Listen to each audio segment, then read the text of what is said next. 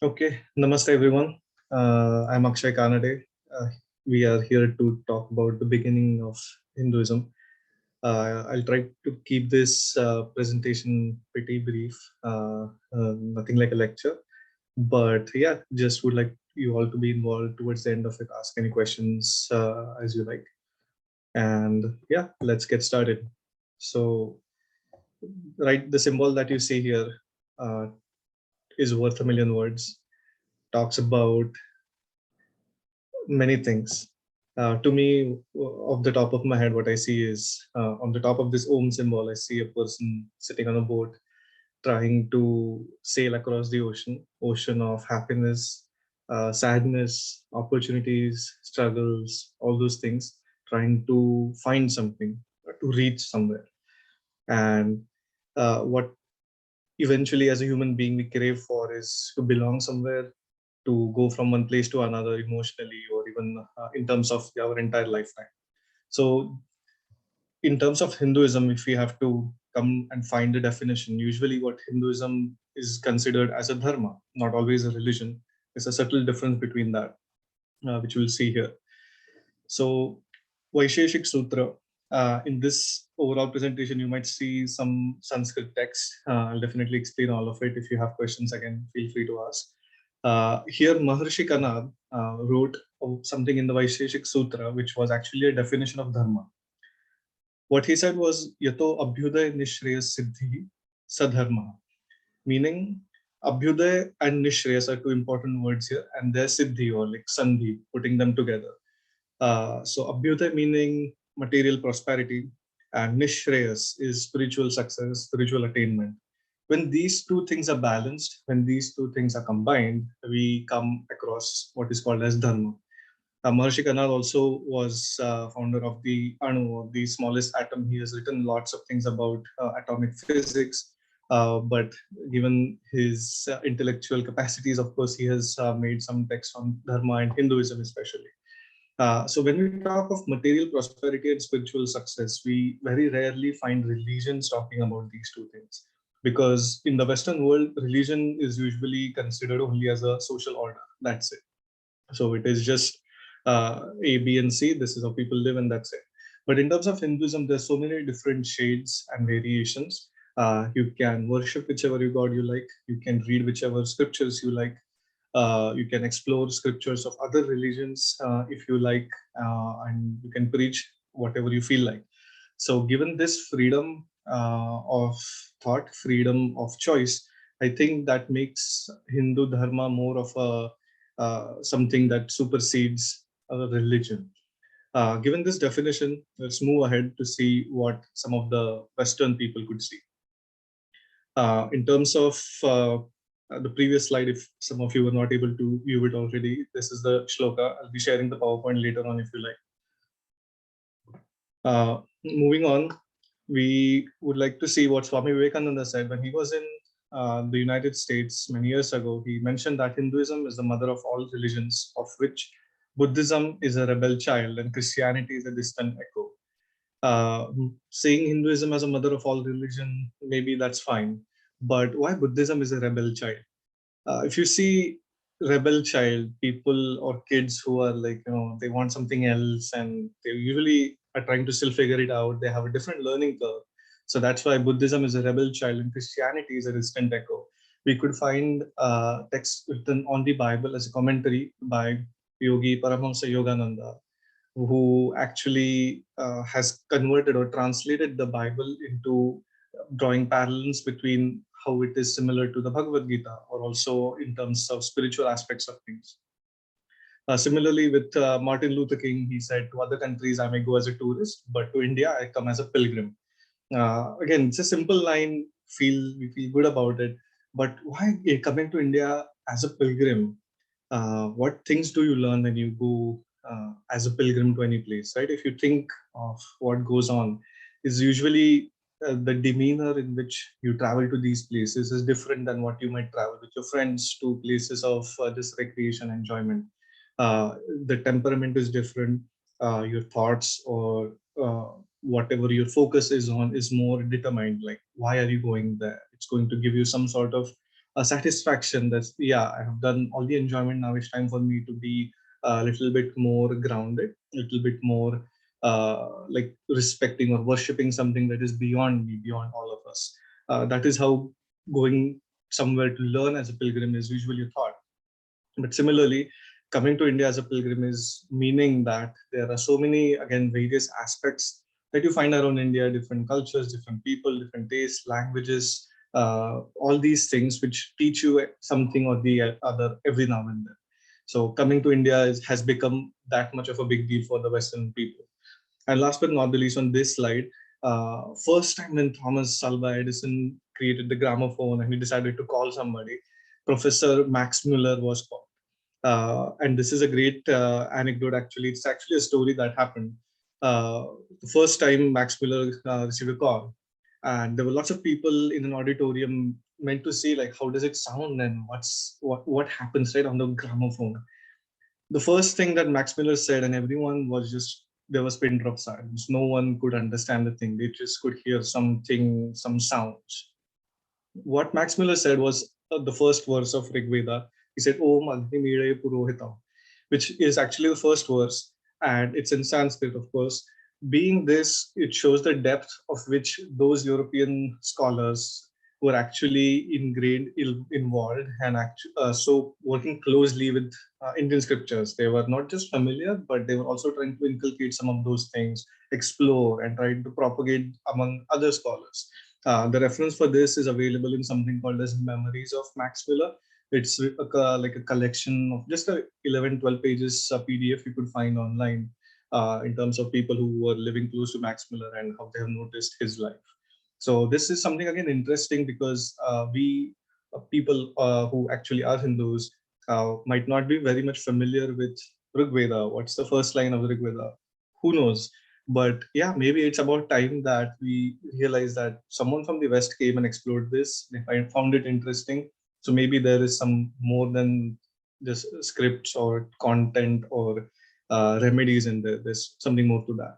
So I encourage all of you to find anything, like even if you find translations of Vedas, they might not be accurate, but I encourage you all to at least go and find what's the first verse of Rig Veda, what's the last word of Samaveda, something like that. And it'll give you that, maybe you might have already heard it somewhere, but we'll come to that. Some more Western views on outcomes of Hinduism. The reason we like to correlate Western views is somewhat because comparison makes it easy for us to believe or understand things. It's like asking, do you like ice cream? Maybe. Do you like ice cream or cake? You compare it and then you're able to come to a decision faster. So this is just an attempt here to tell you, for the first one, if you see, Will Durant was a very renowned American historian. He considered that India was motherland of our race and Sanskrit was mother of Europe's languages. Back then, of course, the Americas were still coming up. So someone, a historian who's written two huge texts on the history of the world, history of civilization, it's called. He has mentioned again here that India is the mother of our philosophy, of our mathematics and ideals embodied in Christianity, of self-government and democracy. India is the mother of us all. So someone who has actually studied civilizations of the world is eventually coming to a conclusion that India has given so many things in terms of Sanskrit language, mathematics, other ideas about Christianity as well, which was again still developing, evolving, not necessarily inculcated automatically within India, but still it was coming to light. Similarly, this philosopher Henry David Thoreau was considered, he actually read the Vedas. So again, so many years ago, without internet, someone tried to get a copy of Vedas, readable, could be in English, could be translated, doesn't matter. But he also has mentioned that it felt that something illuminated him. In the great teaching of the Vedas, there is no touch of sectarianism. It is of ages, climes, and nationalities, and it's a royal road for attainment of the great knowledge, what we call as jnanam, or the highest knowledge, adhyatma vidya. It's so jam-packed in all these Vedas that if you open any text, any verse, try to read it, try to read between the lines, try to study that, in whichever language pleases you. I'm pretty sure you will also find that you're on that path of illumination, path of gaining a little bit more knowledge than you had yesterday. So it doesn't hurt. Similarly, encyclopedia, you might be all familiar, has said that like if there was a cradle of land where man originated, if there was some gauge to look into this, it says that India would assuredly be the country of claim of honor to be that cradle to man, where actually the man or human being in general evolved. Similarly, John Oppenheimer, actually the father of atom bomb, back then it was about to be tested, but he says access to Vedas is greatest privilege this century may claim over the previous centuries. Someone who created the atom bomb, he's also spoken about Brahmastra, what's coming in September also, but also what was back in the Mahabharata. In terms of how these astras work and what could be the relation or correlation between an atom bomb, there has been more research done in that space. But again, so many years ago, someone coming up with the Vedas, if I'm a scientist creating a nuclear fission, I would not maybe always feel the need to go and look into the Vedas.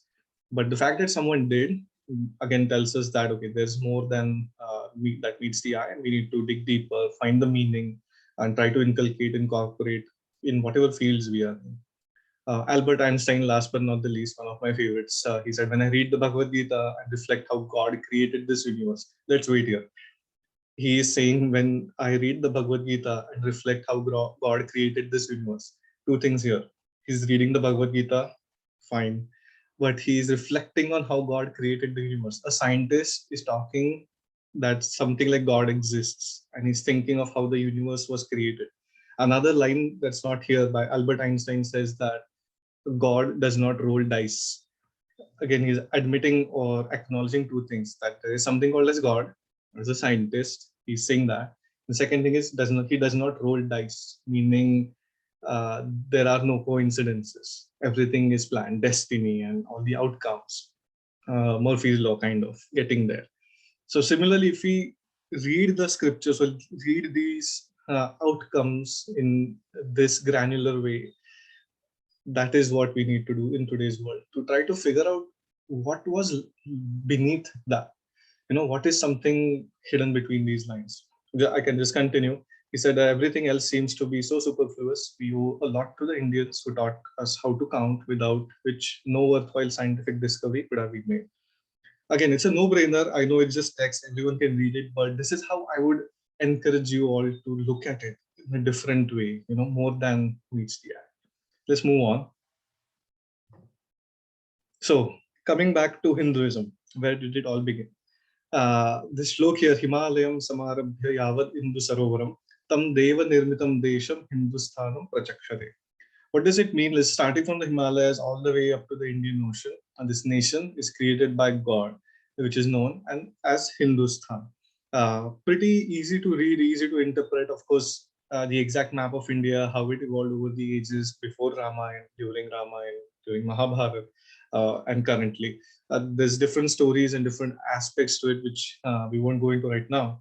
But however, if you think of it, someone coming up with this description of the nation, of this dharma, is again aware about where it starts from all the way to the oceans.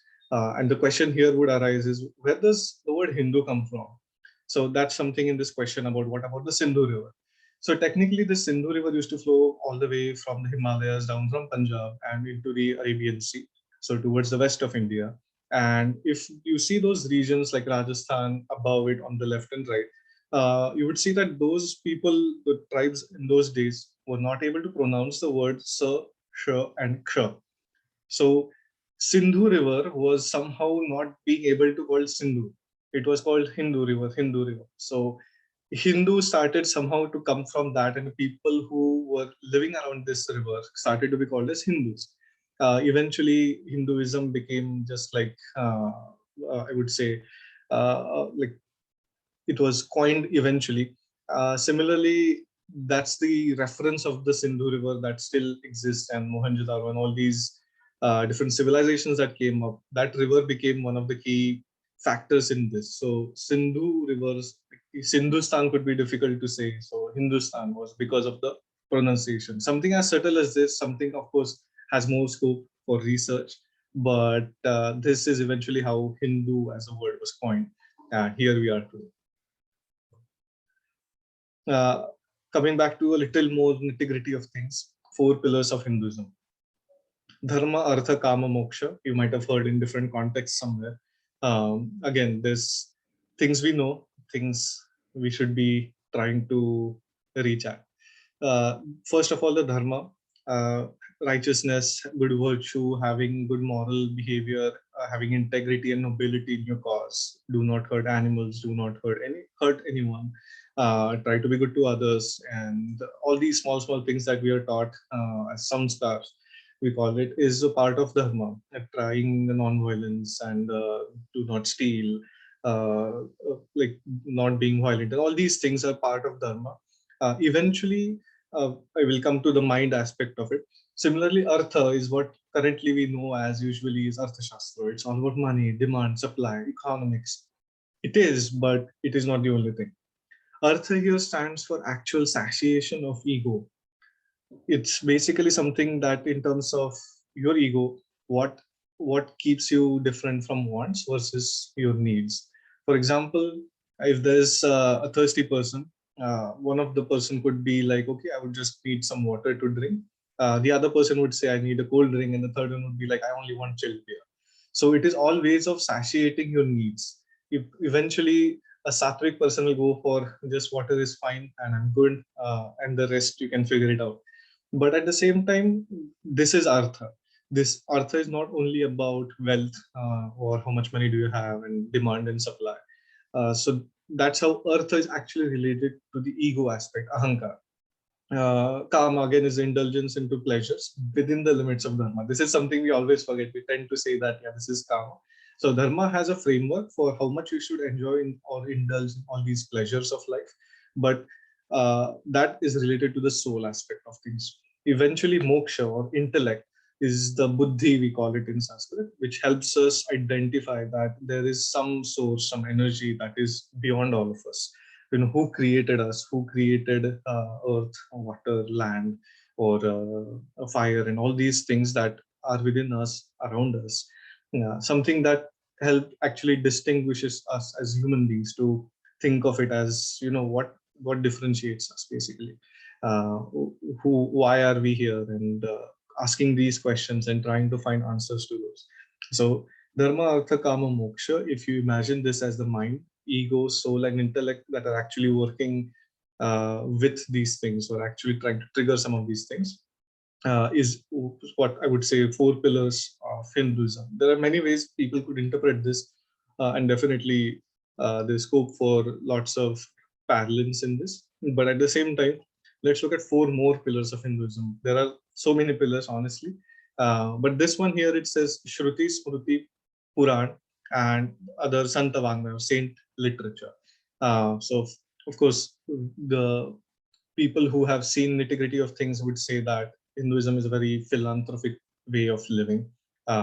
Depending on what your opinions are right now, after having the upbringing, after coming and exploring different places around yourself, if you try to relate these things, you know that Hinduism has given these all these scriptures, texts, everything to us, but at the same time, how do we use this for our betterment, or what's the relevance of this in our lives?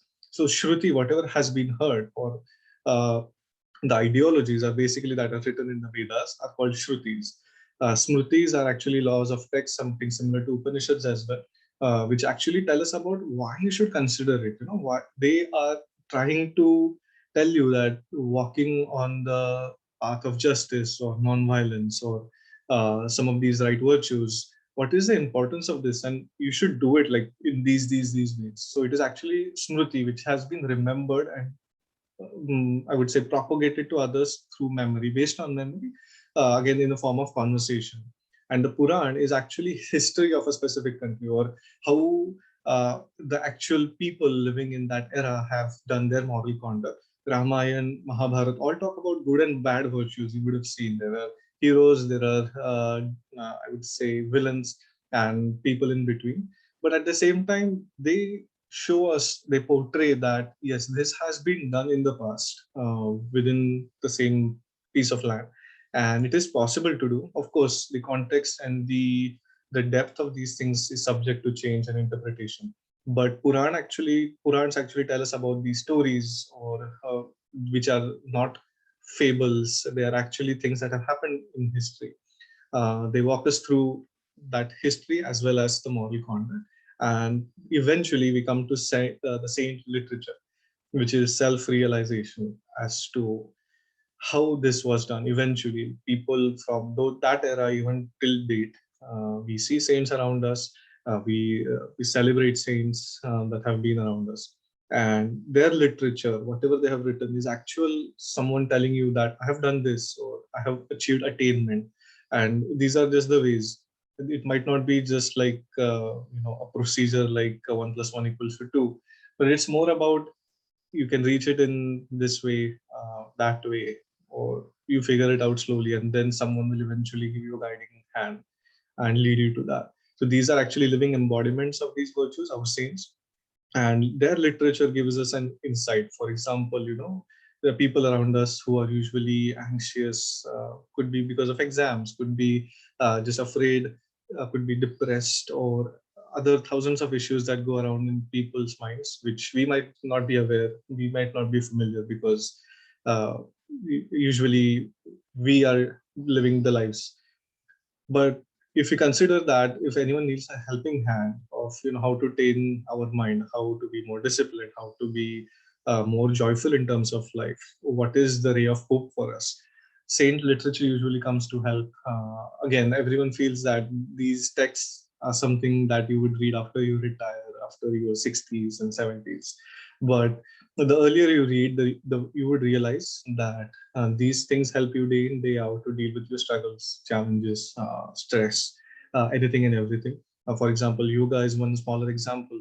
If you feel the same way about yoga, I'll do it after my 60s, probably not the best idea. So similarly with these things, you become what you read, you become what you eat. So pay attention, and let's move on. So, what is the need of dharma? This is one of my favorite shlokas. Again, it says here, "Ahara nidra bhayamaithunam cha samanya metat pashubhir naranam dharmo hi the dharmo hi tesham adhiko vishesho dharmena hina pashubhi samanaha." Some of you might already be reading the English text. It says that ahara nidra bhayamaithunam cha, food, sleeping, fear, and mating. These acts of humans are like animals. It's common, right? We both indulge in different magnitude of these things. But of them, humans, dharma is the only special thing, it's the only distinguishing factor that separates humans from animals. So it is something that is beyond animals. For example, animals would not think of spirituality, they would not think of worship, they would not think of dharma or religion, they would not think of where did I come from, or how were aeroplanes created, or any of the things that we see around ourselves. They are not very uh, like careful about those things, or they wouldn't probably care. But we do, we ask these questions, and that's again what separates us. So again, it comes to indulgence of senses, I would say, like karma and moksha. This is how things are interrelated all the time. We do too much of digital media. We do like some people are only gluttons, like they feel like just eating is living and all that. They say, do you eat to live or live to eat? That's the question, right? So again, having things in a controlled manner, and again making sure that this is where the need of dharma like came up, saying ahar nidra bhaya maithunam is one thing, but what happens after that is humanity. So just a small interpretation there. Things that have not been covered here today, something again I feel is more interesting in terms of uh, like why is this coming up, or because Hinduism is really a vast topic and it wouldn't be necessarily complete if we would not be looking at some of these topics. Just I'll touch upon a few of those, and definitely there's more food for thought here for everyone to explore. First one being rebirth, or are we born again, law of karma, and what really happens? How do we have some past memories? Do we have any memories? What happens? If you read or try to find literature by Dr. P.V. Vartak on rebirth, he has actually written a book called just Rebirth. It talks a great deal about how there are different, I would say, not necessarily channels, but something that's within us. For example, we have this Annamay Kosh, which is the physical body. Then there's Pranamay Kosh, which is actually the prana that goes within us, that keeps us, like we breathe, our cells breathe, our organs breathe. Annamay Kosh, Pranamay Kosh, then there's Manomay Kosh, Jnanamay Kosh, Vijnanamay Kosh. So basically, these are different buckets in which are within us.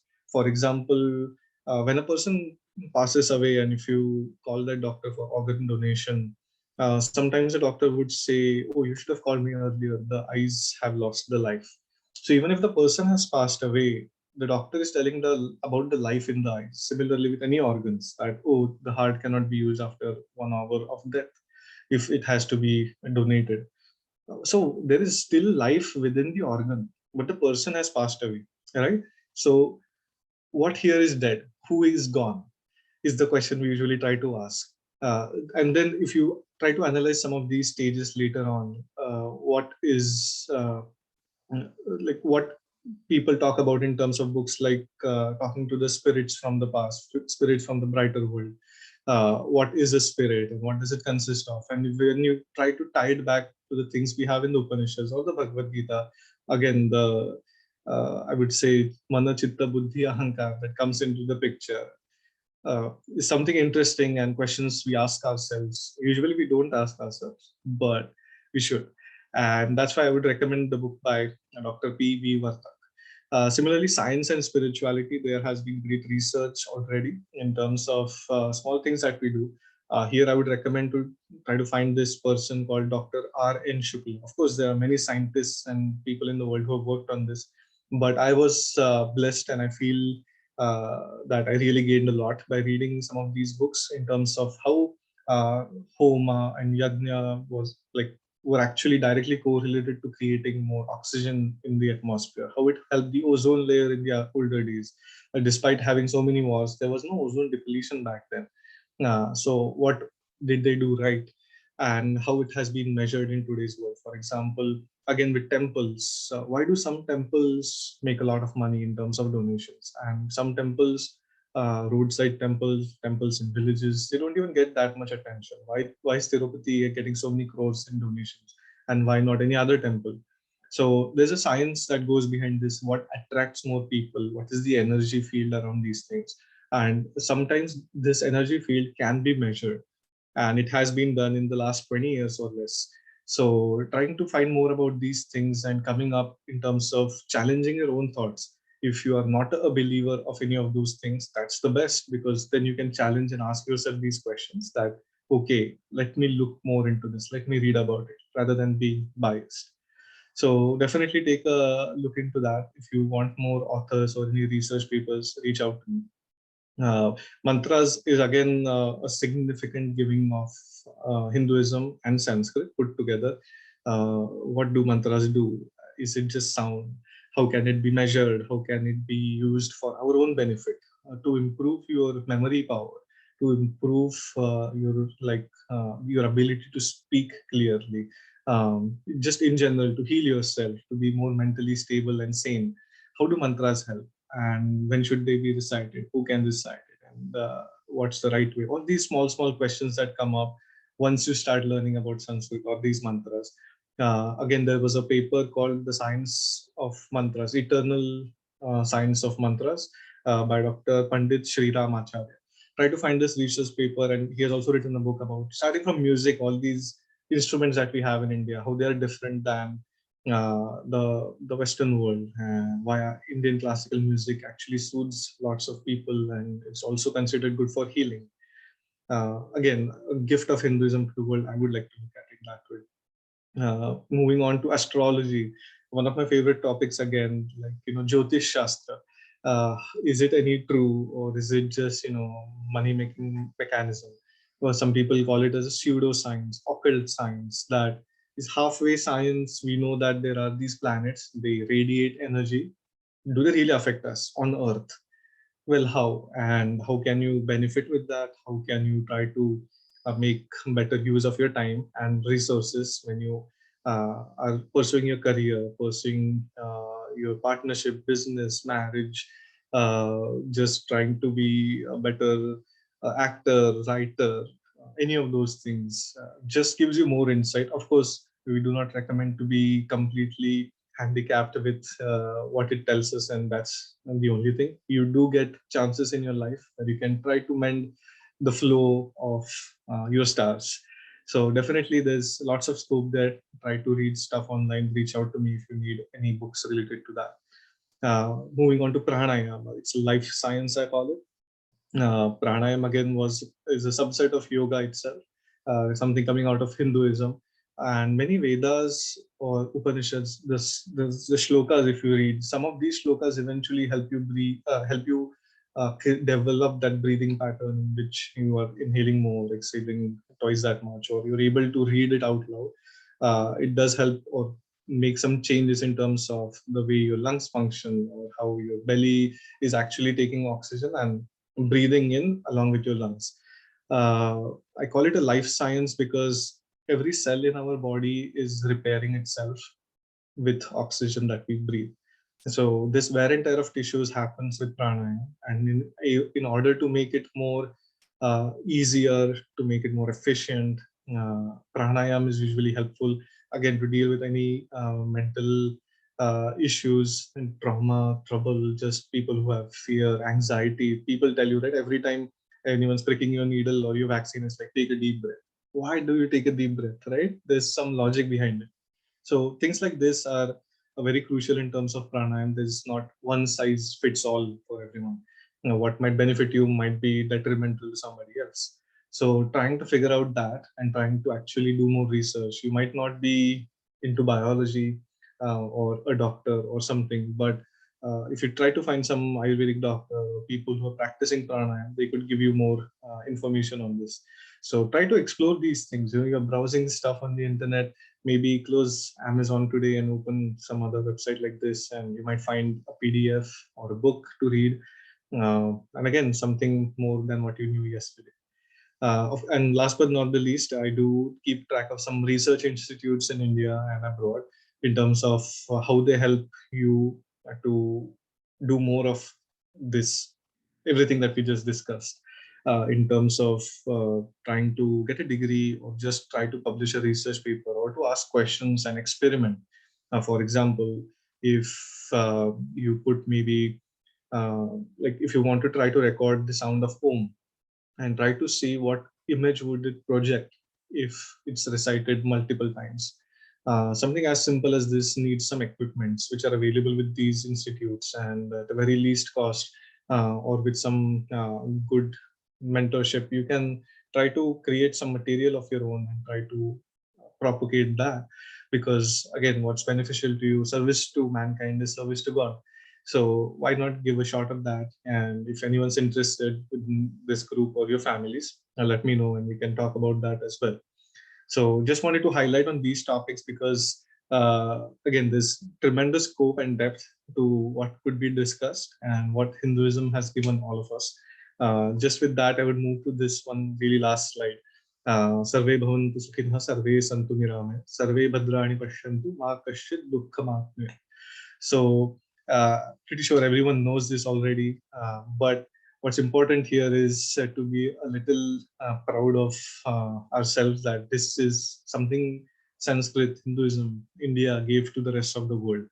To be so generous without having any patents, without having any copyrights in terms of, okay, this only Hindus can say this, okay, no one can.